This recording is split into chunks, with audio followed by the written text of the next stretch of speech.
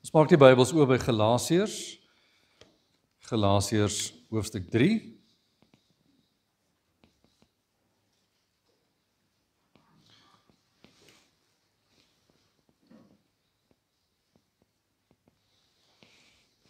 Galasiërs hoofstuk 3, ons lees 'n enkele gedeelte daaruit saam.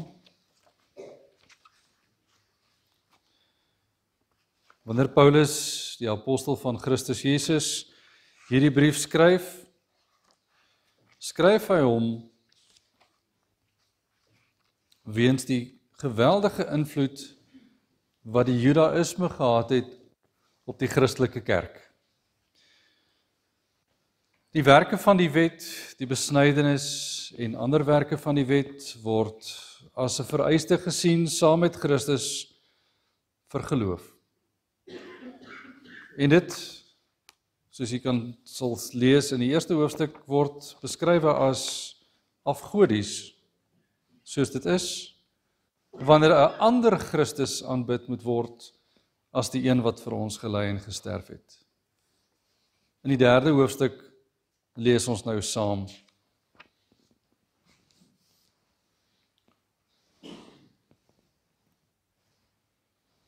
Vanaf vers 10. Galasiërs 3 vanaf vers 10. Want almal wat uit die werke van die wet is onder die vloek, want daar is geskrywe, vervloek is elkeen wat nie bly in alles wat geskryf is in die boek van die wet om dit te doen nie. En dat niemand deur die wet by God geregverdig word nie, is duidelik, want die regverdige sal uit die geloof lewe. Maar die wet is nie uit die geloof nie, maar die mens wat hierdie dinge doen, sal daardeur lewe. Christus het ons losgekoop van die vloek van die wet, deur vir ons 'n vloek te word. Want daar is geskrywe, vervloek is elkeen wat aan 'n hout hang, sodat die seun van Abraham na die heidene kan kom in Christus Jesus, en dat ons die belofte van die Gees deur die geloof kan ontvang. Ek herhaal vers 13 en 14. Christus het ons losgekoop van die vloek van die wet, deur vir ons 'n vloek te word. Want daar is geskrywe, vervloek is elkeen wat aan 'n hout hang, sodat die seun van Abraham na die heidene kan kom in Christus Jesus, en dat ons die belofte van die Gees deur die geloof kan ontvang. Ek hou ook vir ons voor Heidelbergse Katekismus, in die gedeelte wat handel oor die wet, vraag en antwoord 39. Die vraag is, sit daar iets meer in dat hy gekruisig is, as dat hy 'n ander dood sou gesterf het? Met ander woorde, gewone Afrikaans, is daar iets besonders aan die saak van kruisiging teenoor enige ander dood wat ons Here Jesus kon sterf? Die antwoord ja, want daardeur is ek seker dat hy die vervloeking wat op my gerus het, op hom geneem het, aangesien die kruisdood deur God vervloek was. Die antwoord, daar is iets besonders aan die kruisiging self. Daar is juis aan daardie tipe dood iets besonders, want die dood aan die kruishout is deur God vervloek. Geliefdes in ons Here Jesus Christus, wie van ons het die vermoë om dit wat gedoen moet word, presies reg te doen? Ek stel dit beter. Wie van ons het die vermoë om die wil van God volmaak te kan volvoer? Elke tree van elke dag van ons lewe. Ek kan daarby vra, wie het al probeer? Wie het al probeer om die volmaakte pad te stap? Net om te besef, wat ek aangepak het, is menslik nie moontlik nie. Wat ek aangepak het, is menslik onmoontlik. Wat ek aanvat, verander in modder. En hoe meer ek begin skoonmaak met my modderhande, hoe meer maak ek net vuil dit wat skoon moet wees. Om 'n fout met 'n fout reg te maak, het baie al gesê, maak die moeilikheid net meer. En dit ken ons goed. Is dit hoe ons lewe lyk? Ons probeer die beste vir ons kinders wees. Ons probeer die beste vir ons mense, ons geliefdes rondom ons wees, maar ons bly faal in ons dade. Kyk rond, sien u een regverdige mens rondom u? Ons sien niemand. Almal het gedwaal. Almal staan voor hierdie God vandag op dieselfde plek, ek en kluis. As gesand van die Here, begenadigd, op 'n bepaalde pad.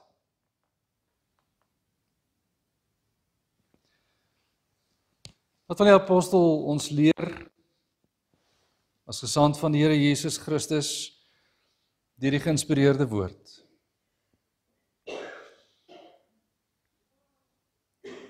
Wanneer die Galasiërs onder 'n valse toerustings en valse onderrigting van die Jode val,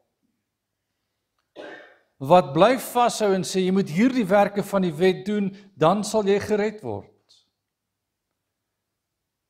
Dan staan hulle op 'n teks, soos Levitikus 18 vers 5, en hulle kan dit uit die wetboek aanhaal. Hou dan my insettinge en my verordeninge, wat die mens moet doen, dat hy daardeur kan lewe. Ek is die Here. Hou vas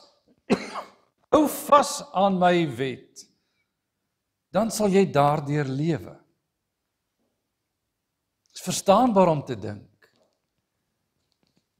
dat wanneer die werke van die wet gegee word, jy daaraan sal kan vashou,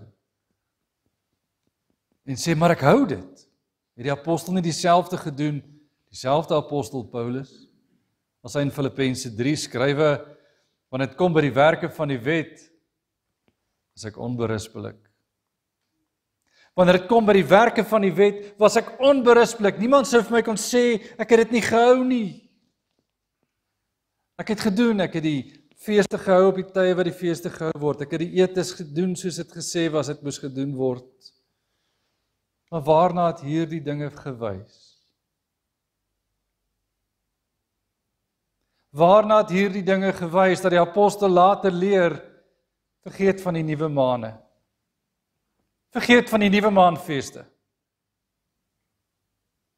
Raak ontslaaf van die werke van die wet, om daaraan vas te hou vir redding. Want jy kom elke keer by dieselfde punt uit, as jy daaraan sou vashou. Dit het nie verlossingskrag nie. Daarom leer hy hier in Galasiërs 3, die 24ste vers. Die wet was dus ons tugmeester. Die wet was ons onderwyser. Wanneer jy besef het, ek het gesondig, het die wet vir jou 'n oplossing gegee. Gaan betaal jou offer. Gaan betaal jou offer. Dit moet so lyk.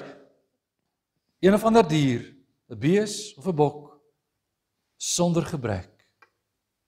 Jy moet hom gaan wys vir die priester, dat die priester kan sien volmaak sonder gebrek. Want jy is nie volmaak nie. En jy het juis jou gebrek getoon in jou oortreding. Die wet moes jou wys na 'n oplossing. Die wet moes jou vat na 'n plek van oplossing. 'n plek van bloed. Die wet moes jou daarheen lei. Galasiërs, luister mooi. Die wet red nie. Die wet wys waar redding is. Wanneer ek die wet sien, en die wet leef, dan is daar potensiaal vir lewe, want dis God se wil, dis wat Levitikus sê. Daar is potensiaal vir lewe, wanneer jy buite God se wil leef, is daar hoë potensiaal vir dood. Lewe binne sy wil, dis wat die wet leer. Die wet moet jou lei na God. Weer in besonder na Christus. En wanneer jy daar kom, het jy rus.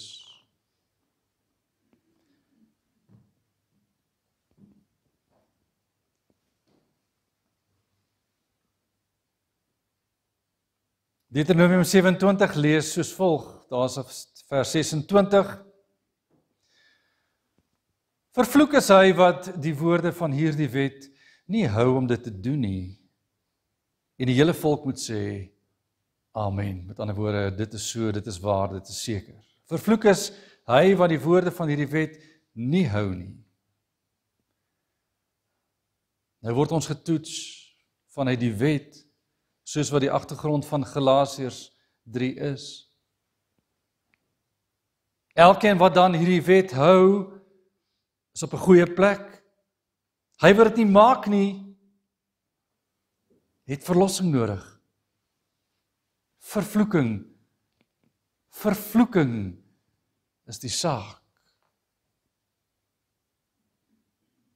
En nou gaan die apostel verder. In hierdie paar verse, om aan die Galasiërs te wys, die wet sê, jy sal lewe vanuit die wil van die Here. En as jy dit nie kan hou nie, lê daar vir jou 'n vervloeking. Daar lê vir jou 'n dood. Die loon van die sonde, Romeine 5, is die dood.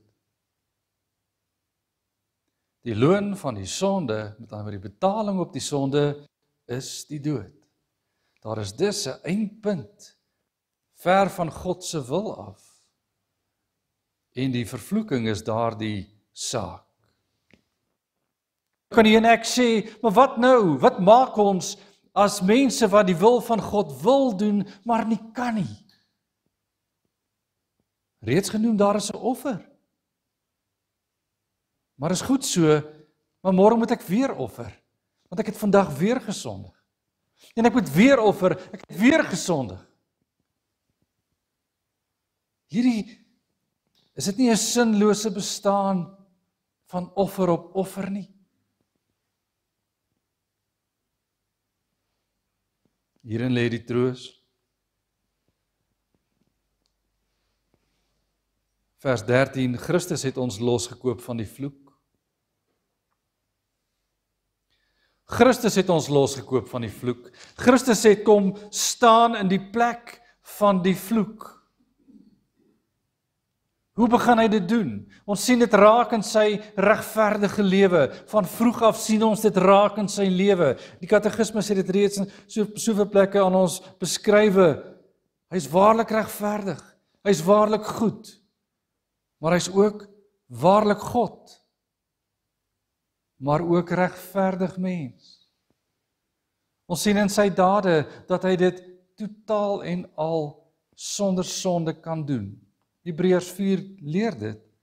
Hy was in alle opsigte aan ons gelyk na sy mensheid. Hy was in alle opsigte gelyk. Hy het alles beleef wat u en ek beleef. Hy het elke ding ervaar wat u en ek ervaar. Hy het dieselfde versoekinge beleef. Maar hy het nie gesondig nie. Want hy het nie gestruikel nie. Hy kon die versoeking van die Satan weerstaan en soos dit pas by die tweede Adam meer gehoorsaam wees as die eerste Adam. Hy kon die pad stap soos hy moes. U en ek beleef vandag, ons kry die pad nie eers gestap nie. Ons bly vasloop in ons sondes. Ons bly vasloop in ons versoekinge. Ons bly vasloop in ons begeertes. Ons loop vas in alles. En daarom wanneer die wet sê, as jy regverdig voor die Here wil lewe, moet jy dit gehoorsaam. As jy dit nie kan nie, is daar vir jou 'n probleem. Die wet wys ons dus, hier's foute. Hier's foute. Dit het ons reeds gesien toe ons die wet deurgepraat het in die begin van die erediens. Wanneer ek God minder maak as wie hy is, staan ons skuldig. Ons doen dit baie maklik. Ons vergeet van hom. Ons maak van hom asof hy nie bestaan nie. Ons lewe asof daar geen rede is hoekom ons in verhouding met God hoef te wees nie.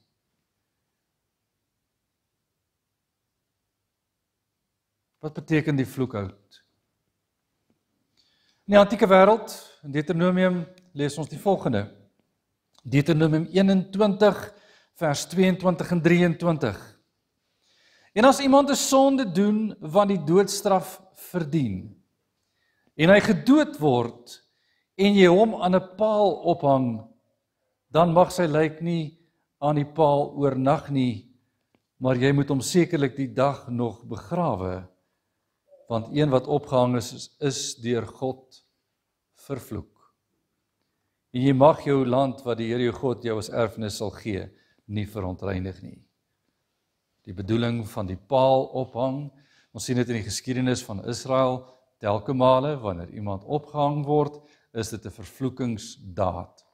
Wanneer die verowering van die beloofde land in die boek Josua beskrywe word, kyk maar na die ophang van die konings, 'n vervloekingsdaad. God vervloek hulle. Dis juis die hoofboodskap van die intog in die beloofde land, dat God skoonmaak en geloof hervestig in 'n land wat aan afgoderry verval het, en aan Baal, die opperkoning, die God van hulle lewe, al die eer gegee het, en die God van die hemel en aarde vergeet het. Wanneer God toelaat dat iemand opgehang word aan 'n paal, aan 'n boom in baie gevalle, jy sal dit ook raak lees, dan dui dit vervloeking aan. Nie welkom in die hemel nie, nie welkom op die aarde nie, maar vervloek. Nou kom ons by die kruis. En ons toets alles in ons lewe en ons kyk na die kruis. En die apostel skrywe, Christus het ons losgekoop van die vloek van die wet. Losgekoop is die sleutelwoord.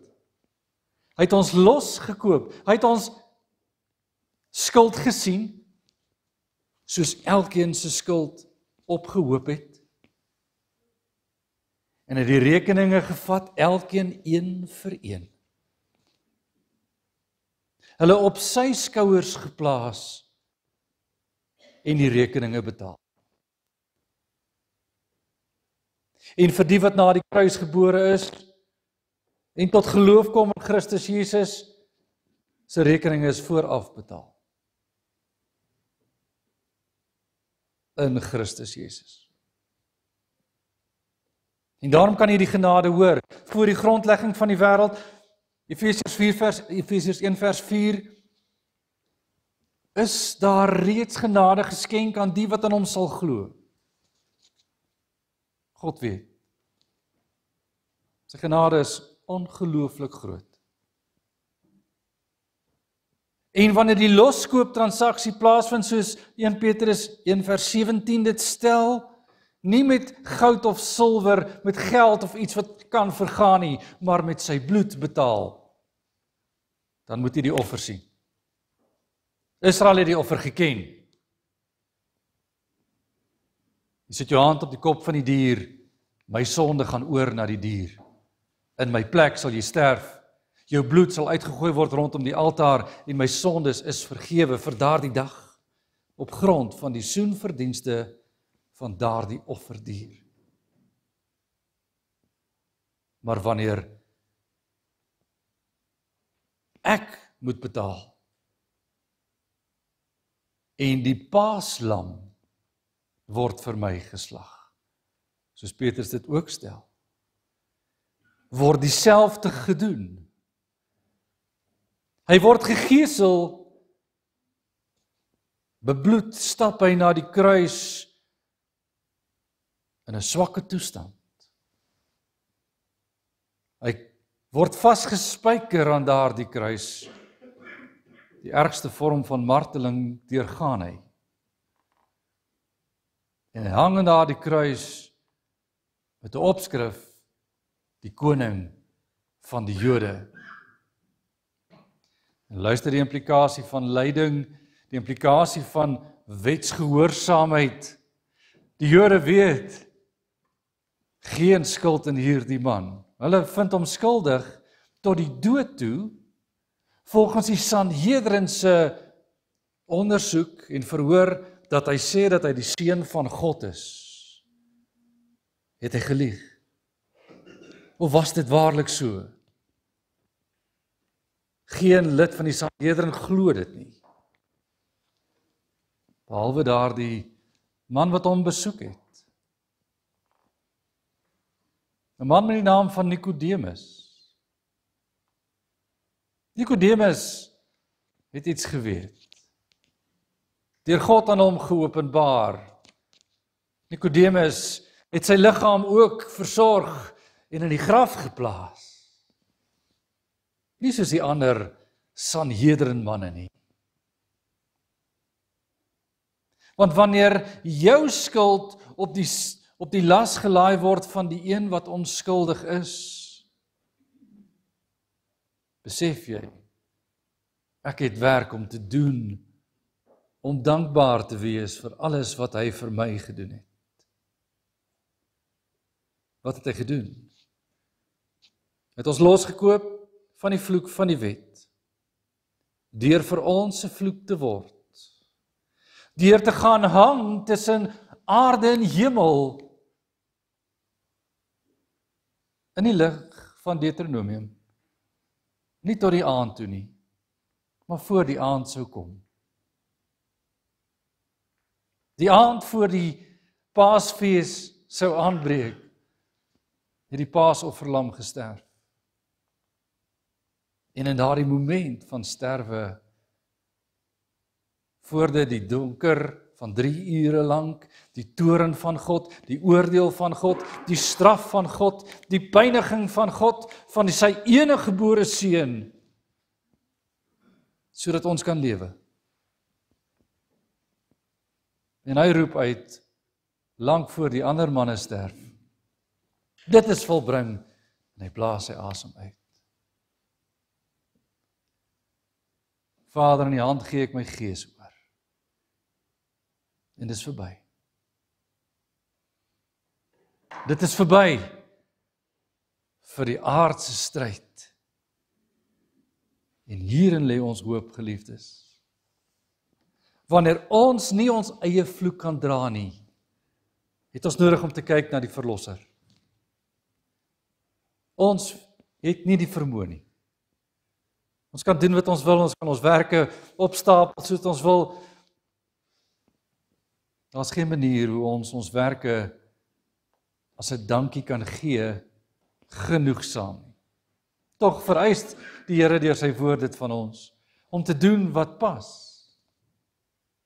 En daarom lê die stryd van Romeine 7, waar die apostel ook skrywe, die goeie wat ek wil, dit doen ek nie, maar die kwaad wat ek nie wil nie, dit doen ek juis. Dat hierdie stryd wat in my worstel, deur die Gees geheilig sal word, as 'n opregte poging, om die Here te vereer, met wat ek vir hom kan teruggee. Wat die kruis kom doen het, is om die vloek te verwyder. En die genade te bring, soos niemand dit kon bring nie. Anders het u volgend ook gereis tot by u plek van aanbidding en daar u lam gebring vir 'n offer. Vandag bring ons nie die lam nie. Kyk na die tafel vanoggend en word herinner aan die bloed van die lam. Word herinner aan die kruis wat in die middel staan. Word herinner aan die woorde, dit is volbring. Kyk bietjie rond, kyk tot by die tempel en vra maar waarom is die voorhangsel nie meer daar nie? Want die toegang tot die Vader is deur die Seun bewerk. En die genade is gegee en die vloekhout wat my hout moes wees, het sy hout geword. En die vloek wat ek moes dra, het hy gedra. En ek stap as vrygemaakte weg van die kruis. Maar vandag nie met trane in my oë. Soos elkeen wat dit moes aanskou nie. Maar met 'n blydskap in die hart. Want dit het geword, die beskrywing soos in die geloofsbelijdenis, 'n ter helle neergedaal. So lyding soos asof jy die helse lyding moes ervaar. Het ons aanskou. Hy het dit deurleef en die vloek wat God op hom gelaai het hy gedra. Soos net God kon. Dit moet ons bly maak. Dit moet ons dankbaar maak. En sê, Here, dankie dat die vloek nie op my kon rus nie. Maar die vloek van daardie kruishout op hom was. Wat dit kon dra. Maak my sondaar dankbaar. En gee my die krag om weg te stap van hierdie kruis vandag. Vervul met die gees van God wat my bemoedig en die geloof wat hy versterk. As hy kon sterf aan die kruis vir my, kan ek daagliks my lewe aflê vir hom. Hy het my immers duur gekoop. Wat is die bietjie prys wat ek vir hom kan gee as 'n dankbaarheidslied in tye van vervolging, in tye van veragting? Waarom is ek skaam om te sê Jesus is my Here? Ek hoef dit nie te wees nie. Prys die Here en sê dankie dat die vloek op hom kon rus, dat die seën vandag op my kan wees. Aan hom die eer en die dank. Amen. Ons bid saam.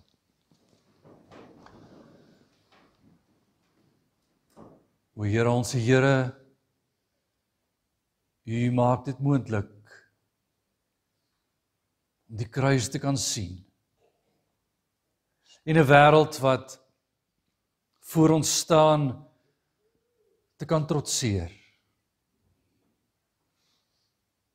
Met ons sondes wat ons so maklik verstrik.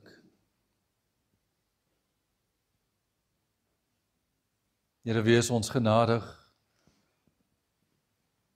om daagliks nader aan U te kan leef, met die bewussyn dat my lewe maak saak voor U, o Here, maar nie om te betaal nie, maar om te sê dankie. Maar dankie vir daardie betaling. 'n Rekening wat verheffen is, wat daar nie voor woorde is nie. Dit alleen is vir ons so kosbaar om te kan getuig. Prys U naam daarvoor. Ons bid vir die kerk in die land Suid-Afrika, waar vandag en selfs gister bymekaar gekom is rondom die fees, en dat hierdie aanbiddingsgeleenthede wat vandag ook gebeur, U naam sal verheerlik. Waar ons gedenk dat U die prys vir ons betaal het, kan ons U net eer en dank daarvoor. Maak ons 'n land wat opnuut terugkeer na die kruis. Ons bid vir die kerk in die wêreld. Waar soveel strikke in elke land en onder elke volk en in elke taal lê. Ons bid veral vir die kerk in Afrika. Waar valse godsdiens hoogtyd vier. Ons bid vir die vervolgde kerk. Die kerk wat weet wat dit beteken om die kruis te dra en daarvoor te moet betaal. Ons bid vir vrymoedigheid in die vervolgde kerk. Laat U naam geheilig word, laat U koninkryk kom en laat U wil geskied. In Jesus naam. Amen.